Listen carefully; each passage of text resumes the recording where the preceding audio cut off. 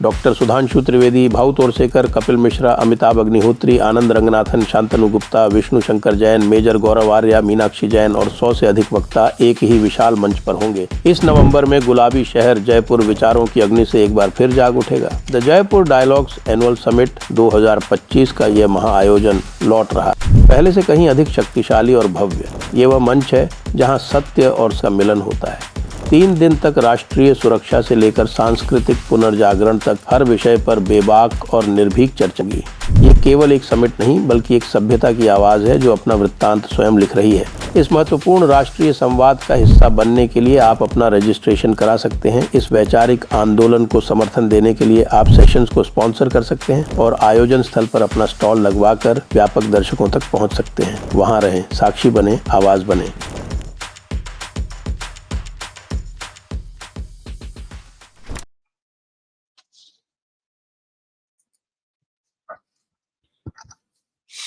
नमस्ते।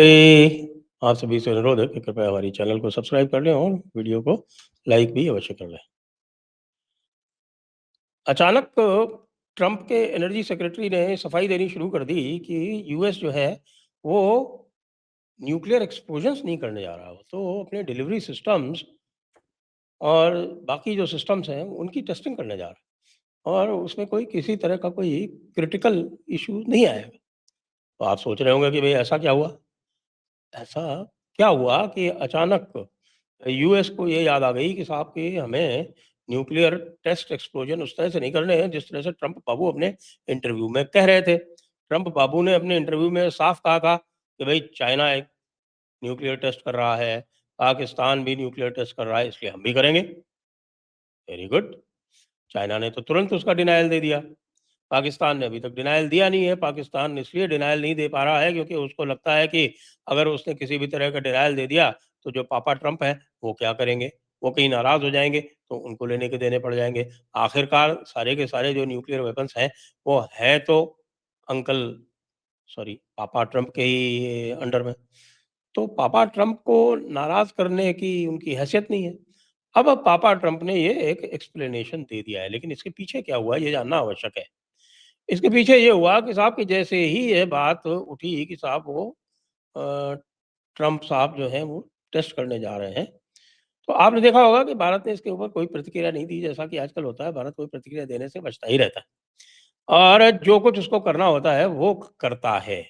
यानी actions speak louder than words. ये भारत का एक निश्चित रूप से मोदी युग में ये एक भारत का एक जाना पहचाना एसओपी है, स्टैंडर्ड ऑपरेटिंग प्रोटोकॉल। तो अब इस स्टैंडर्ड ऑपरेटिंग प्रोटोकॉल के तहत भारत ने कन्वे कर दिया। आपको पता है कि बहुत सारी एक चैनल्स होती हैं जिनके थ्रू चीज़ें कन्वे की जाती हैं और न केवल लोगों को कन्वे कर दिया, अपने यहाँ भी 2-4 लोगों को कह दिया कि भाई देखो तुम इसको उठाओ, आगे बढ़ाओ। और आपने ये भी देखा होगा कि कई यूट्यूब्स पे, कुछ मेन स्ट्रीम मीडिया पे ये बात आने लगी कि भारत जो है इस बात से बड़ा प्रसन्न है। इस बात से बहुत प्रसन्न है क्योंकि अब भारत को भी मौका मिल जाएगा कि वो अपना जो हाइड्रोजन बॉम्ब है उसको और अधिक क्षमता से वैलिडेट कर लेगा, क्योंकि पिछली बार जो हाइड्रोजन बॉम्ब टेस्ट किया गया था उस हाइड्रोजन बॉम्ब की जो पूरी क्षमता होती है, हाइड्रोजन बॉम्ब छोटा भी होता है तो मानते हैं कि साहब कि कम से कम 1000 किलो टन का तो उसको टेस्ट किया जाएगा। लेकिन उसको मिनिएचराइज़ करके टेस्ट किया गया। 58 किलो न्यूटन की यील्ड बताई गई कि साहब आएगी, लेकिन 58 की जगह 46 ही आई, ऐसा कहा जाता है। तो भाई ये इस किसी भी प्रकार के कोई भी डाउट्स या संदेह को समाप्त करने के लिए भारत ने ये कन्वे कर दिया कि ठीक है साहब, आप भी करो, हम भी करते हैं और हम हमारे जो थर्मो न्यूक्लियर वेपन्स हैं, हम उनका करते हैं भाई। अब देखिए हाइड्रोजन बॉम्ब जो होता है वो एटम बॉम्ब से बहुत अधिक 100 गुना खतरनाक होता है और उसी साइज़ के वेपन में, यानी जिस साइज़ का न्यूक्लियर वेपन यानी कि एटम बॉम्ब होता है, वो उसी साइज़ का जो हाइड्रोजन बॉम्ब होता है, उससे वो 100 गुना ज़्यादा बड़ा धमाका कर देता है।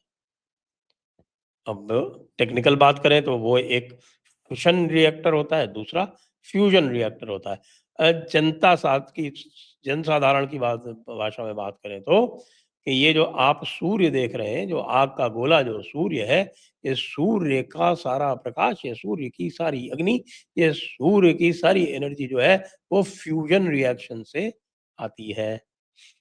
तो भारत ने कहा ठीक है भैया, हम तो हाइड्रोजन बॉम्ब से करेंगे, हाइड्रोजन बॉम्ब तो पाकिस्तान के पास है नहीं। पाकिस्तान ने जो भी मँगाए थे, वो दूसरे स्थानों से मँगाए थे। चाइनीज़ वेपन मँगाए थे और सिस्टम्स यूएस के यूज़ किए थे, यूएस की परमिशन ली थी। यूएस बहुत पहले से उनको एक तरह से आँख बंद करके अलाउ कर रहा था कि भई तुम जो है अपना काम करते जाओ, यूरेनियम एनरिचमेंट करते जाओ, यूरेनियम एनरिचमेंट करके उस यूरेनियम को यूज़ करते जाओ। और यूरेनियम एनरिचमेंट हुआ या नहीं हुआ, कैसे हुआ, क्या हुआ? उनके 2-3 रिएक्टर्स हैं जो काम करते हैं। उन 2-3 रिएक्टर से जो लोग कैलकुलेट करते हैं कि इतना फ्यूल निकलता है कि उससे उन्होंने लगभग 170 वॉरहेड्स बना लिए हैं। हालाँकि मुझे इसमें डाउट है, क्योंकि भारत के पास तो इतने सारे रिएक्टर्स हैं और उसके बाद भी कहते हैं कि साहब कि भारत के केवल 5 वॉरहेड ज़्यादा हैं और भारत तो बहुत अधिक यूरेनियम पर डिपेंड भी एनरिच्ड यूरेनियम पे तो डिपेंड ही नहीं करता, वो प्लूटोनियम पे डिपेंड करता है। अब प्लूटोनियम का क्या है कि प्लूटोनियम का जो टोटल मास जो लगता है, वो कम लगता है। लेकिन जिस प्रकार का रिएक्शन उसमें होता है, उसका जो दायरा है, उसका साइज़ यानी उसका जो आप हॉरिज़ॉन्टल साइज़ है, वो थोड़ा बड़ा होता है और जो वर्टिकल साइज़ है, वो थोड़ा छोटा होता है और ओवरऑल वेट में वो कम होता है। भारत क्या कर रहा है? भारत तो पूरी तरह से अब इस चीज़ पर आमादा है, एक तरह से कह लें कि बिल्कुल पक्का भारत ने ये कर लिया है कि हमको तो एक बहुत बड़ी एक न्यूक्लियर पावर बनना है। हमको 500 गीगावाट का हमें न्यूक्लियर एनर्जी यानी न्यूक्लियर पावर हमें जनरेट करनी है और ये 100 गीगावाट का जो टारगेट है, वो तो 2030 तक का ही है। आगे-आगे आपको पता है, मैं आपसे कई बार डिस्कस कर चुका हूँ कि हमारा जो थोरियम साइकिल है, वो अब आरंभ होने वाला है क्योंकि हमारा जो फास्ट ब्रीडर रिएक्टर है, वो चालू हो जाएगा। वो जिसको बोलते हैं क्रिटिकैलिटी वो अचीव कर लेगा कुछ ही दिनों में और उस क्रिटिकैलिटी अचीव करने के बाद में फिर कोई समस्या नहीं है, चालू कर देंगे उसको। उसके चालू होने के बाद में उससे जो यूरेनियम 233 निकलेगी, उसमें थोरियम ऑक्साइड मिक्स करके एक आप ये कह सकते हैं कि अनंत ऊर्जा का स्रोत हमारे पास होगा। लेकिन बात हो रही है कि साहब ये हाइड्रोजन बॉम्ब की धमकी से अमेरिका घबरा क्यों गया? अमेरिका इसलिए घबरा गया क्योंकि अभी-अभी उसने देखा है भारत की प्रक्षेपण क्षमता को और उसे अच्छी तरह से पता है कि भारत हफ्ते भर के या महीने भर के नोटिस पर वो ऐसा मैकेनिज़्म डिलीवर कर सकता है और संभवतः उसके पास ऐसा मैकेनिज़्म पहले से ही है, जिसके बारे में ना तो भारत में कोई जानता है, ना यूएस में कोई जानता है कि भारत की जो अग्नि 5 वाली है, उसका जो अगला वर्ज़न है यानी सूर्या जिसका 15,000 किलोमीटर तक का जिसका 15,000 किलोमीटर तक का दायरा है, रेंज है, उसका यदि उपयोग करके सीधे यूएस पे भी अगर भारत ने हाइड्रोजन बॉम्ब मार दिया तो पूरा का पूरा यूएस एक ही 2 हाइड्रोजन बॉम्ब में पूरा हो जाएगा। एक एमआईआरवी जिसमें आपको पता है एमआईआरवी में 6 से 10 तक वॉरहेड्स होते हैं। एक रॉकेट से एक एमआईआरवी वाला यदि छोड़ दिया बैलिस्टिक मिसाइल तो भाई साहब पूरा यूएस कार्यक्रम में चला जाएगा, उसका कार्यक्रम हो जाएगा। तो अब यूएस ने किया किस लिए था? यूएस ने किया इसलिए था कि भई भारत के ऊपर प्रेशर डाले। प्रेशर उल्टा पाकिस्तान के ऊपर पड़ गया। पाकिस्तान के ऊपर इसलिए पड़ गया, पाकिस्तान में लोग चिल्ला-चिल्ली करने लगे कि ये देखो भारत हाइड्रोजन बॉम्ब टेस्ट करने जा रहा है, भारत हाइड्रोजन बॉम्ब टेस्ट करने जा रहा है। अब उनके पास कहाँ से खबर पहुँची? उनके पास भी किसी बैक चैनल से ही पहुँची होगी, जैसे कि अमेरिका के पास बैक चैनल से पहुँची। डर बहुत है। डर इतना है कि भाई बोले नहीं बोला जा रहा। भारत के इतने सारे डिलीवरी प्लेटफ़ॉर्म्स तैयार हो गए हैं, ख़ास तौर से ब्रह्मोस डिलीवरी प्लेटफ़ॉर्म है, इसको कभी भी न्यूक्लियर वॉरहेड से मेट किया जा सकता है। पाकिस्तान तो पूरा जद में ही है। चीन अपने अलग खेल खेल रहा है। चीन कह रहा है नहीं हम कोई टेस्ट नहीं करने जा रहे हैं। चीन को टेस्ट करने की ज़रूरत भी नहीं है। चीन के पास बहुत आर्सेनल है। चीन को अगर कुछ करना होगा तो नॉर्थ कोरिया से करवा लेगा। भारत को कुछ करना होगा तो भारत को स्वयं करना पड़ेगा। ये अंतर है चीन और भारत में, क्योंकि भारत ने किसी रोग स्टेट को पाला नहीं है।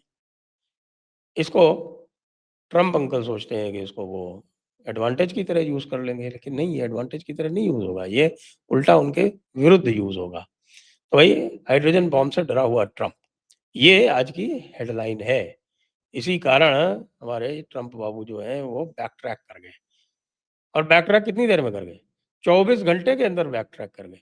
24 घंटे के अंदर उनके एनर्जी सेक्रेटरी ने उनका फैक्ट चेक कर दिया। 24 घंटे के अंदर एनर्जी सेक्रेटरी ने ये कह दिया कि नहीं, नहीं हमारे पास ऐसी कोई इन्फॉर्मेशन नहीं है, जहाँ कुछ भी हो रहा है वो सिस्टम्स के टेस्ट हो रहे हैं। यार सिस्टम्स के टेस्ट तो वैसे ही होते रहते हैं ना, सिस्टम्स टेस्ट के लिए एक्सप्लोजन की ज़रूरत होती नहीं है। तो भाई ये मज़ा आ रहा है, अब भारत हाइड्रोजन बॉम्ब के लिए तैयारी कर रहा है और ट्रम्प बाबू जो है वो अपने बंकर में छुपने जा रहे हैं। जय हिंद, जय भारत, वंदे मातरम।